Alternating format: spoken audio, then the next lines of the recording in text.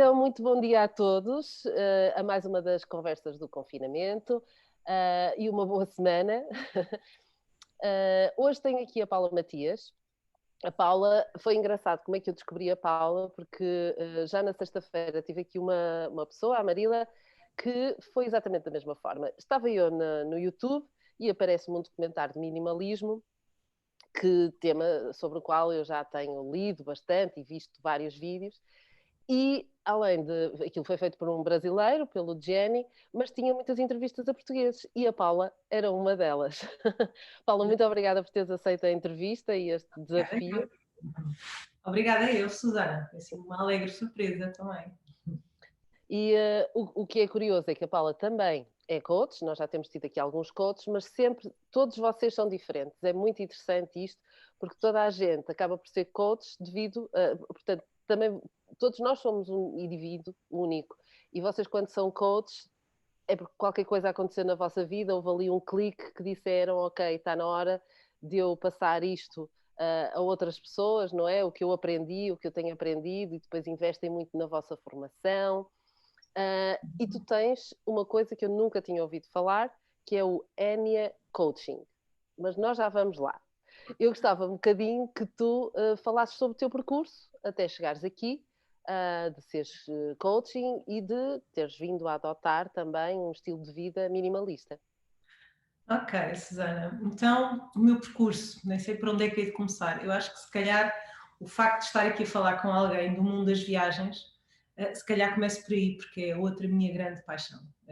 Eu acho que as minhas paixões assim, de realização, sem dúvida, são as viagens e o desenvolvimento pessoal. E começando aqui pelas viagens, eu acho que também se ligam as duas coisas, porque eu gosto muito de pessoas, eu adoro, desde miúda, que eu me lembro de adorar pessoas, e quanto mais diferentes fossem, melhor. Portanto, as viagens trazem-me, a minha paixão das viagens vem muito por aí, conhecer pessoas completamente diferentes, de culturas diferentes, formas de estar, de viver, de sentir a vida, e isso sempre me fascinou. E então, comecei com os meus, ainda na faculdade, 19 anos, na altura, a trabalhar como tour leader, em que acompanhei grupos para destinos que eu nunca tinha ido, mas com aquela responsabilidade em que eu fazer com que eles acreditassem que eu realmente já era experiente naquele destino, que foi assim, um desafio imenso. A agência o que me dizia era, eles têm que se sentir super seguros, e a verdade é que eles achavam mesmo que eu já lá tinha estado, porque eu estudava tudo e depois entregava-me tanto para fazer o que é que eu fazia, acompanhava-os durante todo o percurso e tratava todas as excursões no local, etc. E, portanto, fiz isto durante alguns anos, depois chegou uma altura, como eu fazia isso não como trabalho remunerado, os meus pais disseram, bem, isto é muito giro, mas está na altura, se calhar, de pensar algo que possa sustentar esse vício tão bom. E depois continuei a viajar imenso, já não em trabalho, mas sempre foi essa grande paixão. Entretanto, o desenvolvimento pessoal surge numa altura da minha vida em que eu me vi confrontada com grandes desafios a nível pessoal, muito grandes mesmo, em que eu não estava preparada para lidar e praticamente em paralelo com o ter sido mãe pela primeira vez, que foi algo que me mexeu muito. Eu, portanto, era uma pessoa que viajava sozinha, de mochila às costas pelo mundo, de uma liberdade que para mim era o valor mais importante. Depois sou mãe, portanto, se não tivesse passei a seguir, já isso por si só abanou muito a minha estrutura, e foi então, e agora quem sou eu afinal? E que legado é que eu quero deixar agora que tenho esta Aí, responsabilidade? Paula. Enfim, que legado é que eu quero deixar enquanto mãe, porque eu tenho esta responsabilidade acrescida, como dizia eu, de mãe, mas pouco tempo depois da minha filha nascer eu passei por realmente situações muito complicadas de perdas na família, de mortes muito sucessivas e umas de doença, outras de acidente, portanto foi um ano a seguir muito, muito complicado. Em que eu costumo dizer, acabada de ser mãe, com o turbilhão todo das alterações que traz, não é? Aquele questionamento, quem sou eu afinal? E depois lidar com todas essas questões, eu costumo dizer que eu teria tudo para justificar agarrar-me à alimentação como escape, a uma droga, enfim, o que fosse para justificar, para apaziguar as dores que surgiram. Mas, de facto, havia qualquer coisa que me dizia que a solução tinha que estar em mim, não em algo exterior. E então eu costumo dizer, foi o que me salvou, foi o desenvolvimento pessoal. foi começar a mergulhar e foi primeiro com programação neurolinguística, depois foi com o coaching, depois mais tarde com o enneagrama, com auto-hipnose, com o mindfulness. Portanto, fui mergulhando cada vez mais em ferramentas que fui aplicando em mim e que me foram dando essa estrutura para perceber cada vez melhor quem é que eu sou, qual é o meu papel, o que é que eu quero deixar um dia mais tarde aos meus e ao mundo. E portanto, tudo isso chegou a uma determinada altura em que eu sentia, mas se isto fez-me tão bem, fez-me ver a vida antes de coaching e depois de coaching, A, C e DC, que eu costumo dizer, se isto me fez tão bem a mim, era quase um egoísmo meu eu não partilhar. Não é? Era quase uma coisa assim, então agora fez-me bem a mim, vou guardar só para mim, para a família e para os amigos. Não, de todo. Então começou a ser uma coisa aqui muito forte em mim de querer partilhar e poder ajudar mais pessoas. Então foi... Isso foi tudo um processo que demorou algum tempo, não é? Às vezes acho que as pessoas, quando nos ouvem falar destes processos que nós temos, mais voltadas para nós e não sei o quê, às vezes podem achar, foi assim, um dia que lhe deu e pronto, já está. Não, estamos a falar de anos, não é? Sim. De Não, eu lidar posso com isto. dizer, Susana, eu fui mãe pela primeira vez, a minha filha tem agora 11 anos, portanto, toda aquela situação muito complicada, o primeiro ano da minha filha que eu lidei realmente com todas as outras perdas na vida, não é? Que eu recebi a vida e me senti muito responsável como mãe e de repente é-me tirada a vida do meu irmão, do meu pai, enfim, situações muito complicadas. E isso foi há 11 anos, portanto, comecei aí, no ano a seguir, em que eu me senti realmente muito, bati no fundo, mesmo, senti, estava um farrapo e foi quando eu disse, não, eu tenho que isto tem que dar a volta. Depois foram vários anos, aliás, o meu segundo filho fez agora 6 anos, portanto aquele período de 5 anos e qualquer coisa entre um e outro foi o período de eu me equilibrar, de eu buscar as ferramentas todas, de eu mergulhar em mim, para depois me sentir, ok, agora até estou preparada, gostaria de ser mãe outra vez e falámos, eu e o meu marido, e vamos lá continuar, porque queria sempre ser mãe desde que me lembro. Portanto, isto foram anos. Entretanto, eu assumir isto ao mundo e dizer eu estou aqui para ajudar com as ferramentas que comigo funcionaram e continuam a funcionar, isto é um trabalho diário, não é? Isto não é, tratei lá e agora já estou fresca e fofa, estou aqui. Não, há um trabalho diário. Há um trabalho de autodisciplina e há dias que são menos bons e há dias que são... E também cultivar isto que eu acho que é extremamente importante, mais agora do que nunca, que é cultivarmos a resiliência, é cultivarmos esta capacidade de aceitar o que não podemos mudar. E isto deu-me... Se eu não tivesse passado tudo o que passei, e não tivesse as ferramentas que tenho, mais até, eu não estaria a lidar com tudo isto que está a acontecer da forma que estou. Portanto, ainda bem, eu agradeço ter passado e ter conseguido ir buscar a aprendizagem de cada uma das experiências que tive, de facto. E, portanto, isto para te responder foi... O importante muitas vezes é isso, não é? É nós percebermos que tudo o que passamos, muitas vezes pensamos assim, perdi 1 ou 2 anos ali no meu mimimi, virada para mim, na vitimização, mas até foi preciso isso para batermos mesmo no fundo e depois daí ressurgirmos, não é? É aí que nós aprendemos. Sim, de facto. Aliás, ainda há uns tempos eu li um autor que dizia que, não sei se era o Stream Prem Baba, sobre o propósito, em que, acho que era ele que dizia que está provado, 90% das pessoas só decidem mudar o seu mindset, só decidem mergulhar no seu interior depois de baterem no fundo. 90%, porque é da natureza humana. Porque os outros vão lá um bocadinho, olhem um bocadinho para mim, mas não vou muito que isto pode doer, então é melhor nem ir. Então só quando a vida nos dá assim uns abanões, então aí é que somos obrigados a ir. E das duas uma, ou mergulhamos mesmo, ou então vamos arranjar justificações exteriores para exteriorizar as nossas emoções, as frustrações, as emoções menos positivas, digamos assim. Não gosto muito de dizer positivas e negativas, mas aquelas que nos afetam mais negativamente. E, portanto, a grande maioria das vezes é de facto assim, é quando batemos no fundo. Por isso, eu também, desde o ano passado, quando surgiu tudo isto, eu vi isto sempre como um copo meio cheio, não é? Salvaguardando todas as coisas e acredito que há situações muito complicadas e que merecem todo o meu respeito. mas acredito que muitas pessoas podem ter aqui uma excelente oportunidade de olharem para elas, de mergulharem nelas e de perceberem o que é que têm para dar ao mundo. Todos temos algo especial para dar ao mundo. E, portanto, é esse caminho de introspecção. Não sei se estás a ouvir. Sim, e isto ainda por cima não foi um... Eu estou a ouvir bem, de vez em quando temos cortes na imagem, mas eu continuo a ouvir-te bem. Okay. Sim, a questão é mesmo essa. Este abanão foi tão estrutural que foi do mundo inteiro, não é? Por isso, nós, mesmo as pessoas que podem estar muito com a sua vida aparentemente normal, também elas foram, portanto, existe aqui uma onda que cobriu o mundo inteiro, ou uns mais, outros menos, estão a sofrer com isto. Uma coisa muito interessante que tu falas, muito é disso de fomos adquirindo ferramentas. Então, eu gostava que me dissesses em que é que o teu coaching se pode diferenciar de outros, ou seja, que tipo de ajuda, que tipo de ferramentas é que tu passas para as tuas pessoas. Ok, então o que é que eu fui juntando, não é? Como eu dizia há pouco, com base na minha experiência, fui juntando aquilo que fez mais sentido a mim e que vou adaptando às pessoas que me procuram.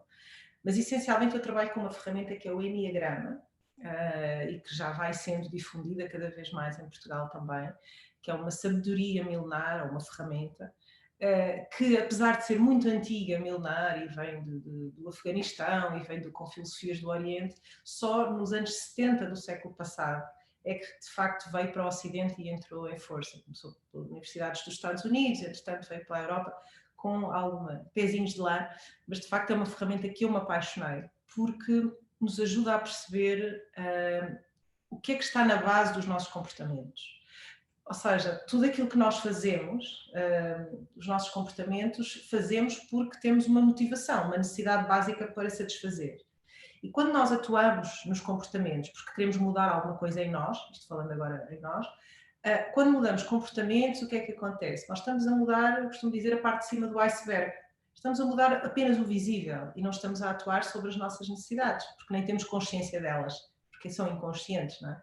E então o Enneagrama o que nos permite é mergulhar e fazermos esse trabalho de autorreflexão profunda, que é o que é que está na base dos meus comportamentos, que necessidades tenho eu para suprir e que me fazem ter, elas é que me levam a que eu tenha aqueles comportamentos que depois se tornam em padrões e que podem não ser então tão produtivos como eu gostaria que fosse, não é? E isto também nos relacionamentos, não é? Eu perceber que os padrões que estão por trás, as motivações que estão por trás dos padrões de comportamentos dos outros com quem eu me relaciono também. Portanto, quando eu, através dessa ferramenta, eu consigo atuar de uma forma muito mais profunda. Não é? Eu consigo ajudar as pessoas a fazerem esse mergulho. E às vezes dói, aliás. Sem dor, era aquilo que eu falava há pouco, não é? Sem aquele murro no estômago, sem aquela dor, é É o difícil. despertar, não é? Exatamente. É difícil dar o clique para seguir, não é? Eu ia dar aqui este meu exemplo. Eu durante muitos anos, e quando viajei imenso, eu depois falo, Susana, quando quiseres. Maravilha, falamos as duas, assim. Eu, por exemplo, quando eu viajava imenso, sem bilhete de regresso, e na altura que não havia internet, em que eu tinha que ir ao cibercafé e que nem havia em todas as povoações, em todo lado, para poder dar notícias para casa, porque não tinha telemóvel, ou tinha, nas últimas viagens já tinha, mas não era com internet nem nada, portanto, básico.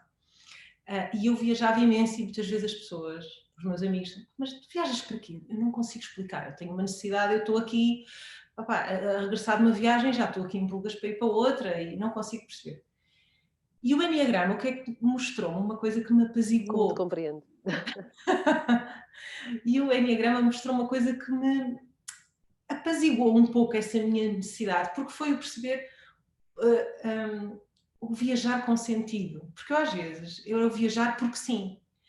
E, de facto, com esta evolução, que eu acho que este amadurecimento também me trouxe, o desenvolvimento pessoal, foi perceber que eu, muitas vezes, a necessidade de experiências múltiplas, de estar sempre a ver sítios novos, a ir para todo lado, eu estava na prática, eu estava a fugir de alguma coisa.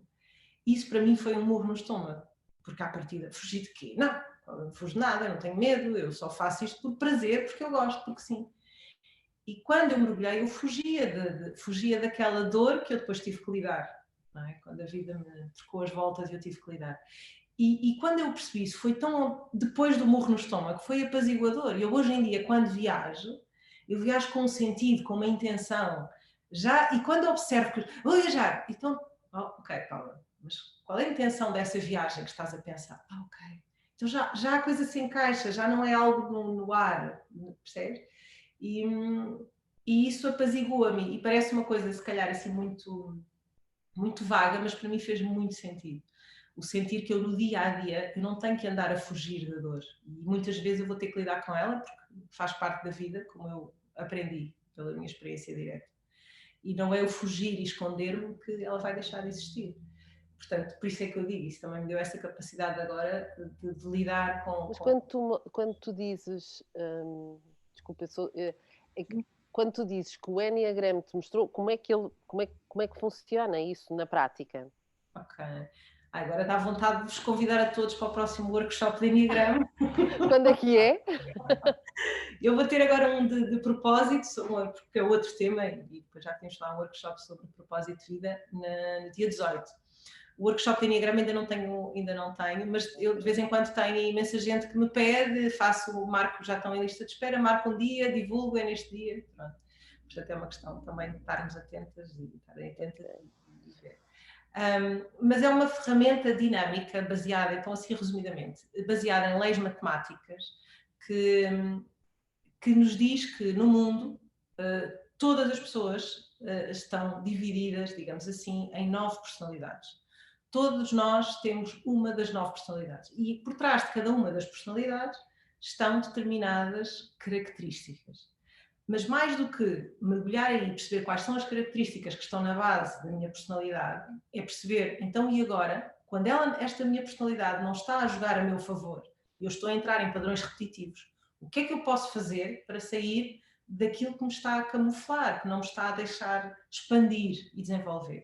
Então é uma ferramenta dinâmica porque nos mostra o caminho. Ela de facto é um mapa com várias linhas e que é fácil de interpretar e depois nos mostra os caminhos. Ok, então eu estagnei na minha personalidade com determinados padrões porque as minhas necessidades eram estas, então como é que eu posso sair daqui e expandir-me? Quais são os caminhos?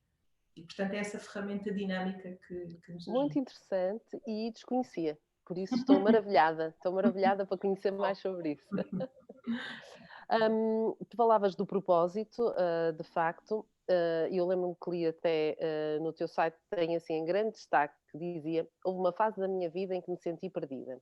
Quem nunca, não é? Quem nunca? Mas a questão mesmo é essa. Tu também no coaching acabas por ajudar as pessoas, aliás, durante os últimos dias, já aqui falei, mas para quem pode só hoje estar a ouvir, o coach não vai dar respostas, mas vai-lhe dar ferramentas, não é? Ou seja, o que tu atribuis às pessoas são ferramentas para elas poderem se descobrir melhor a elas próprias e descobrirem muitas vezes o sentido, o propósito, o que é que andam a fazer aqui, não é? E como é que podem ser mais úteis, que muitas vezes muita gente procura isso. Exatamente. Sim, o coaching, a base do coaching são as perguntas, são as chamadas perguntas poderosas. Portanto, nós não damos respostas, nós fazemos aquelas perguntas que incomodam, por isso é que são poderosas. Aquelas perguntas que nós normalmente fugimos de responder, não é? Que a maior parte das pessoas vive a vida inteira sem se questionar porque incomoda. Então é mais confortável viver no piloto automático, nem preciso me questionar. É? Então está tudo confortável, não é? O propósito foi um tema que eu me fui apaixonando ao longo deste processo cada vez mais, porque não só eu perceber então o que é que me move, de que forma é que eu posso reverter isso para o meu melhor potencial, equilibrar a minha personalidade, não deixá-la cristalizar e perceber os efeitos que podem estar a ser menos positivos na minha vida e, portanto, expandir-me e ajudar as pessoas, então, depois disso tudo, a alinharem as várias partes de si, digamos assim, rumo a um propósito, porque eu acredito que todos nós trazemos algo de único para entregar ao mundo. os nossos dons, os nossos talentos, conjugados com a nossa experiência, conjugados com os nossos valores, todo este mix traz algo realmente de único ao mundo. E eu, o que trabalho com as pessoas é efetivamente isso. Portanto, depois dos workshops de Enneagrama, enfim, apenas apresento a ferramenta, não é? Quando faço, neste momento tenho um programa a decorrer até agora, estamos mais ou menos a meio, depois hei de lançar outro daqui a uns 3, 4 meses, em que trabalho isso tudo, portanto, Enneagrama e depois toda a parte da transformação e ajudar as pessoas a descobrir o que é o seu propósito de vida. Que não significa que seja algo único, um só na vida, e as pessoas podem até a determinada altura ter um e depois sentir que têm outro, que pode não ter necessariamente a ver com o fazer, mas pode ter a ver com o ser, não é? E desconstruirmos isto e percebermos. E as ferramentas que eu vou usando para ajudar as pessoas nesse processo são ferramentas que eu me apaixonei, que é através de jogo. Não é? Quando nós jogamos, nós assumimos uma identidade mais... Eu dizia isso aqui em off, que tinha ido ver e tinha ficado muito curiosa com o teu jogo do propósito. Sim. Aquilo é uma coisa... existe noutros países ou foste tu que criaste? Conta-me a história do jogo. Não fui eu que criei, eu apaixonei-me, aquelas felizes coincidências que me apaixonei por esse jogo porque andava de facto à procura de ferramentas criativas para trabalhar este tema.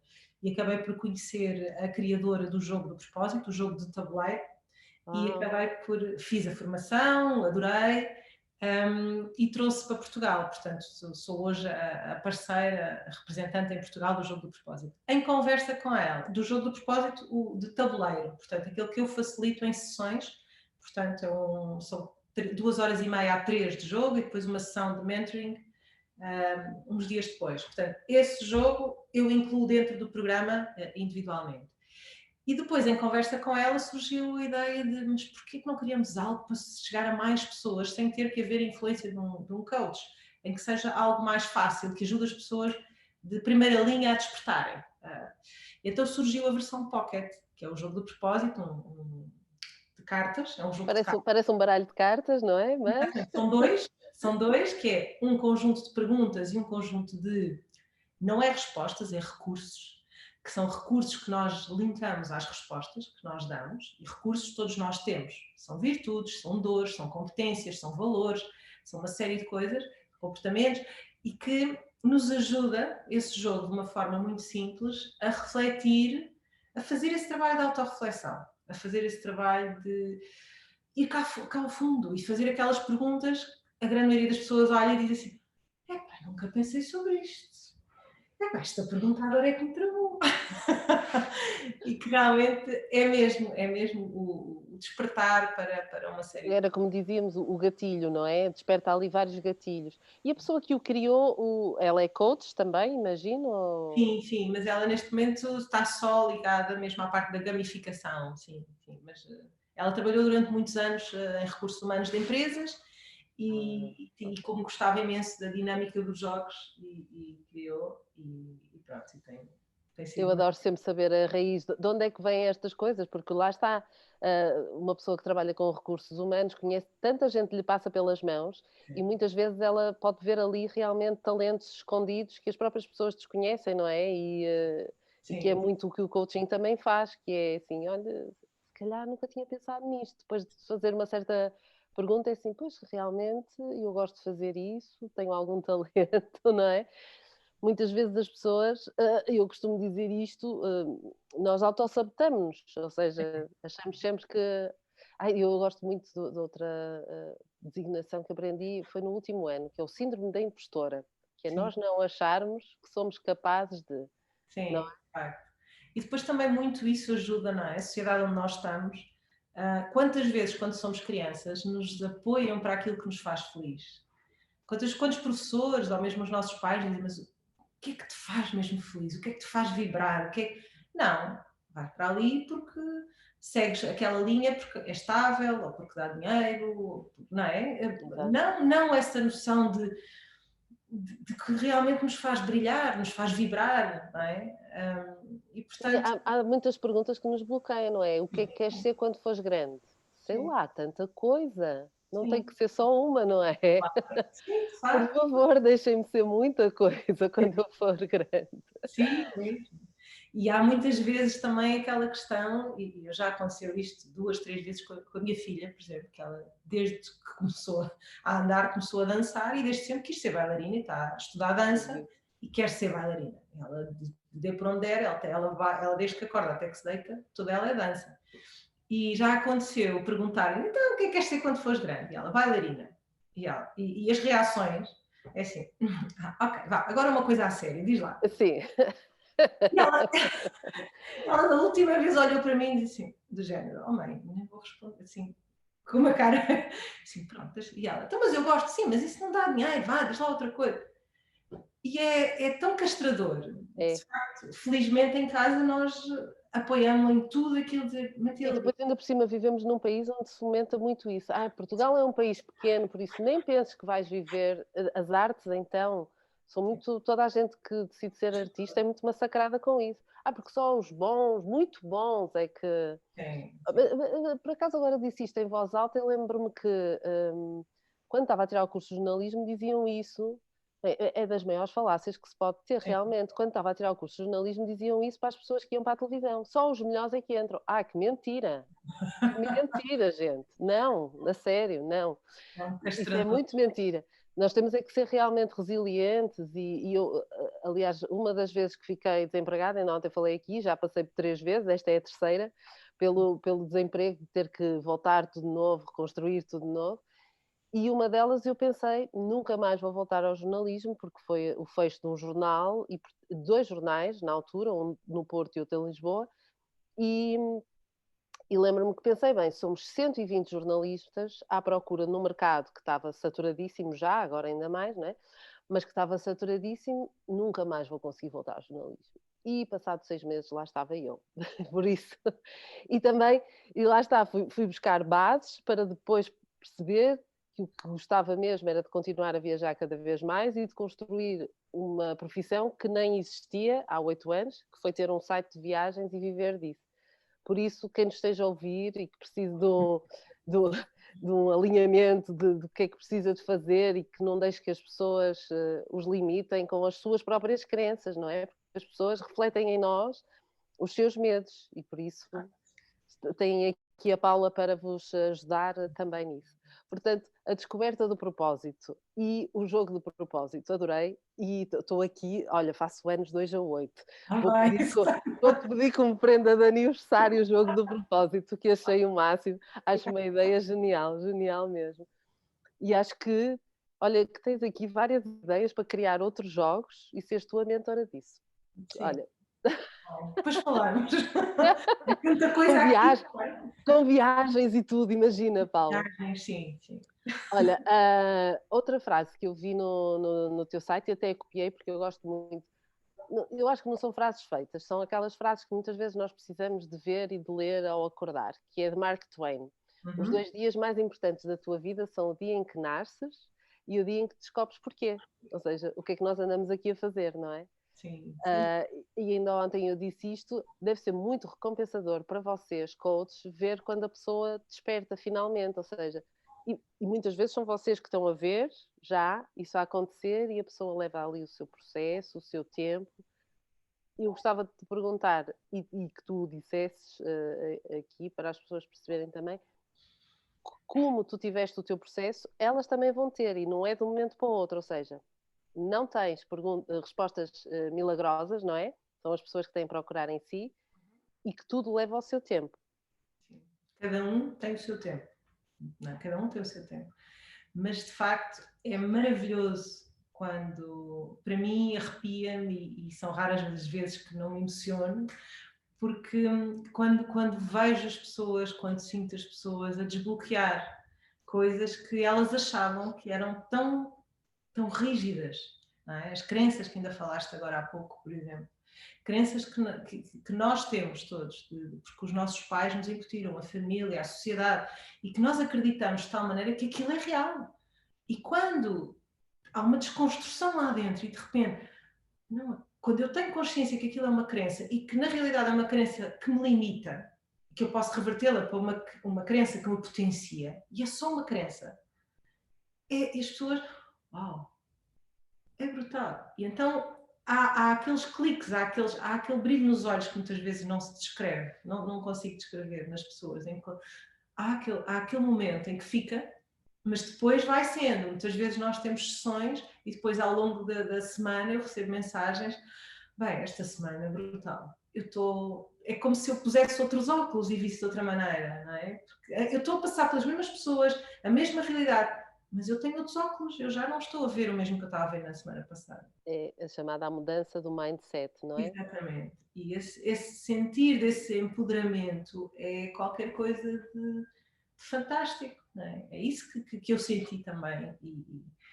E que muitas vezes são muitas lágrimas, muitas vezes lá está, vem quando é preciso deitar muita coisa cá para fora, é preciso chorar muito. E depois, ok, venha o que vier, eu agora escolhi estes óculos novos e eu gosto deles. É Eu dou-me verdade. bem com eles. Eu já não vou para trás. Já não vou pôr mais dioptrias que eu com estas. Exato. Agora só filtro V, que é para ter muito sol na vida. Olha, outra das coisas que eu fiquei, aliás, no início, foi por isso que eu te contactei para a entrevista, foi sobre o minimalismo, porque eu acho que também é uma questão de mindset. Isto não é dizer, agora vamos ser todos minimalistas. Há muitas vertentes, não é, na vida que se pode adotar o minimalismo. Aliás, eu tinha dito também que contactei a Marila, brasileira, que está a viver em Paris, que a parte dela é muito focada no consumo de roupas, de como podemos ter um roupeiro com poucas peças, mas que sejam significativas e que não tenhamos essa necessidade ou isso de irmos. Hoje em dia nem podemos ir para as lojas, por isso, mas há as compras online e há as compras de impulso também online, não é? Mas eu gostava que falasses um pouquinho do que é isto do minimalismo e de como é que ele também mudou, de certa forma, a tua vida. O minimalismo na minha vida surgiu a par e passo com o desenvolvimento pessoal. E o minimalismo, para mim, não existe, é como ao propósito. Não, são dois conceitos que não existem sem autoconhecimento. Porque lá está, se não estamos a mudar um comportamento, eu estou, por exemplo, despir a minha casa de tudo e mais alguma coisa e vou dizer que sou minimalista. Mas passado pouco tempo eu estou com a casa cheia de coisas, porque de facto eu só mudei ali um comportamento, não é? Não foi algo que eu fizesse de uma forma consciente e ponderada. Então, o minimalismo é esta associação que eu faço. E quando eu participei no filme que o Jerry me convidou, foi de facto esta questão, a importância de pôr as pessoas a refletir, a pensarem sobre as coisas, a terem uma noção mais consciente das suas escolhas. Quer seja a forma como se vestem, a forma como se alimentam, a forma como se relacionam consigo próprias, a forma como se relacionam com os outros, a forma como têm a sua casa. Então, nós habitamos em vários sítios, não é? Nós habitamos dentro de nós, não é? E com as nossas coisas cá dentro, que temos que arrumar, que eu costumo dizer, não é? Habitamos na nossa casa e habitamos neste mundo, que é de todos. Então, quanto mais nós formos conscientes nas nossas escolhas, em cada uma destas nossas casas, eu acho que é muito mais leve a vida. Eu acho, não, tenho a certeza, é muito mais leve. Nós percebemos, de facto, o que é que realmente a grande maioria das coisas que as pessoas possuem é por um conforto emocional, não é um conforto de facto necessário. E perceber que é um conforto emocional, perceber qual é o peso que isso me traz, não é? Se falarmos em termos de objeto, se falarmos em termos das nossas relações, por exemplo, das nossas, começando por nós, se nós estamos apegados a determinadas crenças em nós, não é? E achamos que elas são assim porque sempre foi assim e não estamos abertos a esse trabalho de as desconstruir e de entrarmos mais em nós, nós vamos continuar à mercê daquilo que nos acontece lá fora. Não é? Portanto, aconteça o que acontecer, nós vamos à boleia, porque como estamos num piloto automático, num registro de não questionamento, se estamos conscientes, estou consciente disto ou não, e vou porque sim, porque preciso de algo para comprar porque me apazigua esta minha emoção, não é? Preciso de comer porque me apazigua esta emoção, preciso de estar com a casa cheia de coisas porque isto me dá conforto, quando na prática, será que dá? Não é? Então, é essa questão de nós não levamos nada desta vida. E isto também surgiu muito quando eu perdi o meu pai. O meu pai era muito agarrado às coisas. E eu costumo dizer, eu ainda hoje não digo, aquilo era... O meu pai deixou uma adega com muitas coisas, com muitos vinhos, que ele gostava de vinhos e muitas ferramentas, ele adorava ferramentas. E na altura, se algum de nós, eu ou o meu irmão, tocávamos, o que é que estão a isso é meu, aquele sentimento de posse das coisas. E foi tão estranho para mim quando deixei de ter o meu pai e ficam as coisas. E eu ainda hoje eu não digo aquilo era do meu pai, digo aquilo é. Porque de facto o peso de posse de coisas era tão grande. E quando perdi o meu pai foi, afinal, tanta ligação que ele tinha às coisas, como se aquilo fosse. E ele não levou nada. E eu também não. Aquilo está ali. Ninguém leva, não é? Ninguém leva. E de facto, as pessoas perdem muito tempo com a manutenção das coisas. O É tempo... justo dizer que o minimalismo tem muito a ver com o ser e não com o ter. É exatamente isto. E começa por aí. Eu acho que tudo começa e termina aí, não é? Nos questionarmos quem é que nós somos. E quando nós sabemos quem é que nós somos, nós percebemos o que é que de facto nos faz, nos dá esse conforto emocional, nos faz bem. E será que é assim tanto as coisas? Eu noto cada vez mais, dizias-me se calhar há compras compulsivas pela internet. Eu não comprei uma única coisa pela internet, nem no ano passado, nem este ano. Nada. Não há lojas, não compro. Não compro.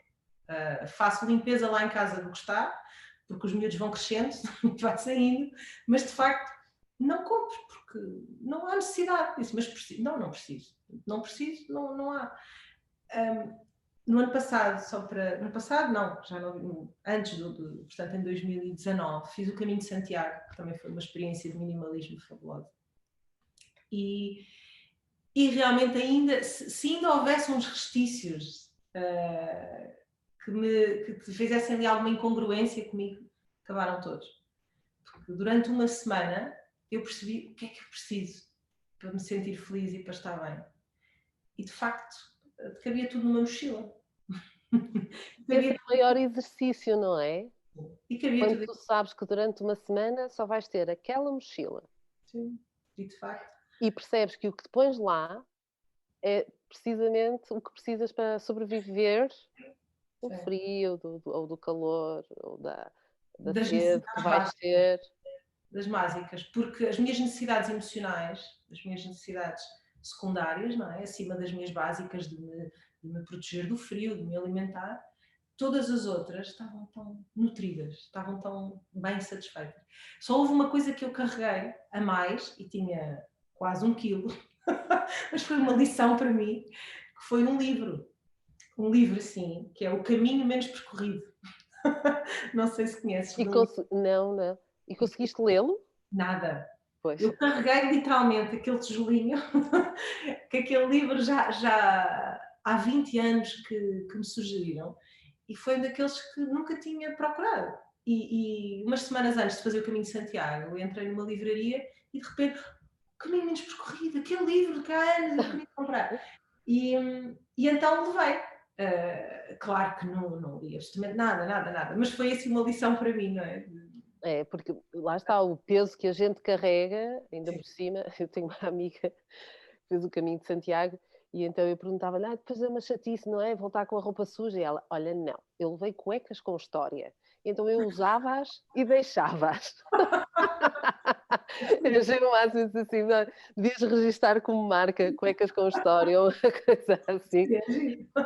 Não, porque ela diz assim, sabes aquela roupa interior que tu já não usas, mas está ali na gaveta porque também não podes dar e também não queres deitar fora porque tens pena?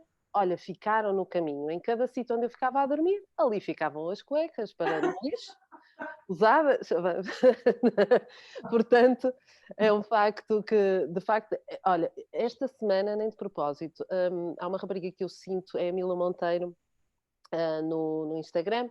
Ela é professora de yoga, viajante também, tem programas no Brasil, e ela fez um TEDx em que faz a analogia entre a mochila que nós carregamos na vida e que ela carregou de facto a subir uma montanha. Agora não sei se foi no Nepal ou uma coisa assim. E durante uma semana, e ela, como é muito magra, dizia que levava a mochila, e ela faz essa analogia com as coisas da vida que nós carregamos. A mochila está muito pesada, pessoal.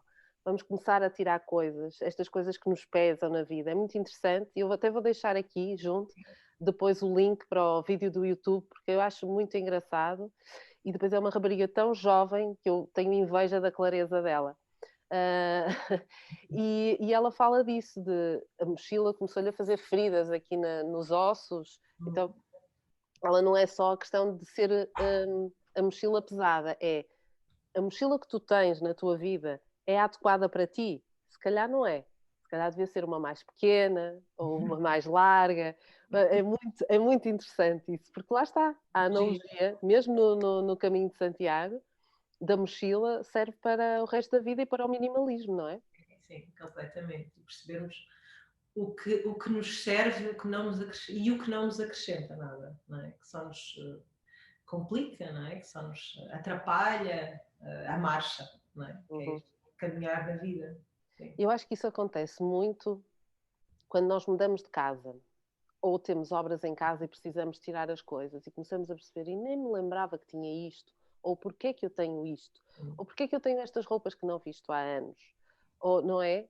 Ou então há um outro exercício que para quem nunca foi morar para outro país nunca o fez, não é? Mas, ou quem nunca viajou durante 2 meses, que é assim, se tu tivesses que ir hoje viver para outro país e tinhas 2 malas, vá, uma grande e uma pequena, o que é que tu levavas daqui? Tudo o resto não interessa. O que é importante para ti? Coloca aí. Um bocado passa aí por um bocado o minimalismo, não é? Porque nós acabamos por escolher o que é importante para nós. Exatamente. Não, e agora fez-me lembrar na minha outra vida, antes de ser mãe, né, que eu te falávamos há pouco. Das viagens também. Sim, eu tive a viver uma altura 5 meses e meio nas Ilhas Gregas e eu levei, e foi assim, eu fui e eu levei na altura só o estritamente necessário e acabei por deixar lá roupas e mesmo assim achei que era o estritamente necessário, mas como eu vivi durante o período do verão, portanto menos roupa, eu não usava muita roupa, portanto, e acabei por deixar lá e portanto sempre tive esse tive muito desapego sempre às coisas, aquela questão, muitas vezes, de ter muitas roupas, ou bijuterias, ou esse tipo de coisas que muitas pessoas têm. Eu nunca fui assim muito apegada a coisas, de facto. Apegada às experiências, não é? Como falava há pouco. Isso sim, uma colecionadora de experiências e de histórias. E adoro histórias e partilhar e ouvir também. Mas de coisas, de facto, não. Portanto, quando eu recuo há 20 e tal anos atrás, eu já fui também com pouca coisa e fui daqui para ir 5 meses e tal, 6 meses para fora e levei muito pouca coisa. E portanto agora quando foi de Santiago foi realmente o que é que eu preciso? Estritamente aquilo que vai ser necessário, não é?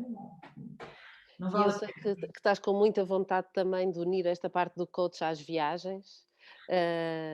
E acho que faz todo o sentido, porque então é mesmo uma descoberta total, não é? Porque as pessoas aí estão fora da sua caixinha. Sim, sim, de Ah, facto. estão e, eu costumo dizer que nas minhas viagens o meu maior objetivo é ouvi-los dizer: "Uau, nunca pensei que isto", do É, sítio que nós visitamos. Porque nós levamos sempre ideias, não é, pré-concebidas sobre agentes, porque vamos para um país de terceiro mundo, que eu odeio essa palavra, mas pronto, e porque não sei quê, e por exemplo, quando eu levei um grupo à Índia, foi das coisas mais, recompensadoras também para mim, ouvi dizer: "Uau, nunca pensei que", e tinha uma série deles, e que ainda hoje, a viagem já foi há 3 ou há 4 anos, ainda hoje, sabes, aquelas memórias que aparecem aqui no Facebook, eles vão buscar as fotografias sim, e dizem assim: "Uau, viagem transformadora", mas pode ser em Marrocos também, não quer dizer que seja na Índia. exatamente. E acho que faz todo sentido isso.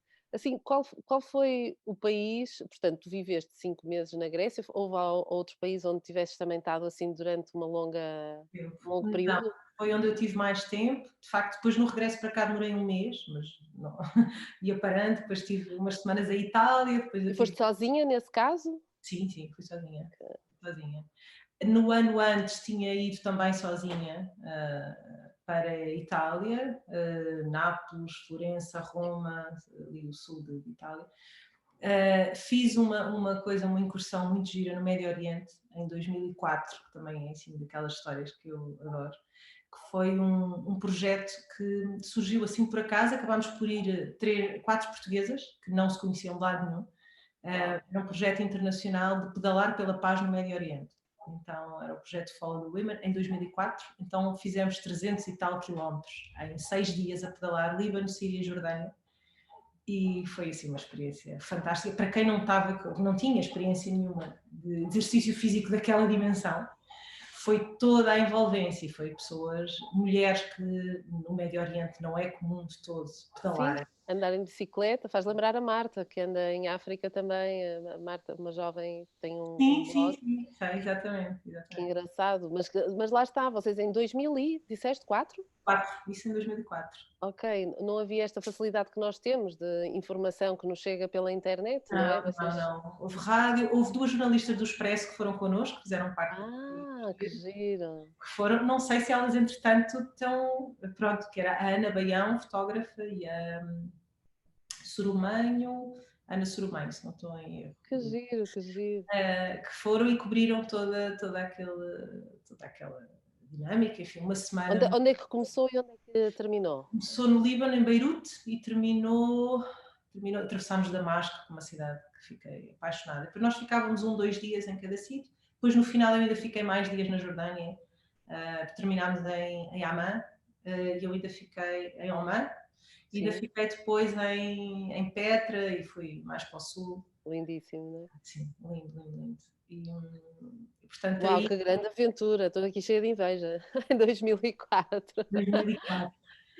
Não havia essa coisa de vou publicar agora em direto. Sabes, olha, já não podemos dizer em 2021 que vou rumo ao desconhecido. Não, porque nós temos informação mesmo nos países menos conhecidos, não é? Naqueles onde menos gente foi, onde há menos informação, mesmo aí não é propriamente irmos ao desconhecido. É verdade. Já está tudo, não é? Parece hoje em dia. Mais fácil, não é? Hoje em dia já se consegue, portanto eu nem consigo imaginar realmente vocês em 2004 terem ido assim, ainda por cima lá está, para uma área e numa missão que muita gente devia torcer o nariz, não é? Sim, foi. Os meus amigos, mas tu és maluca, tu vais para o Medio Oriente, mas tu tens a noção de onde é que te vais meter, tu tens...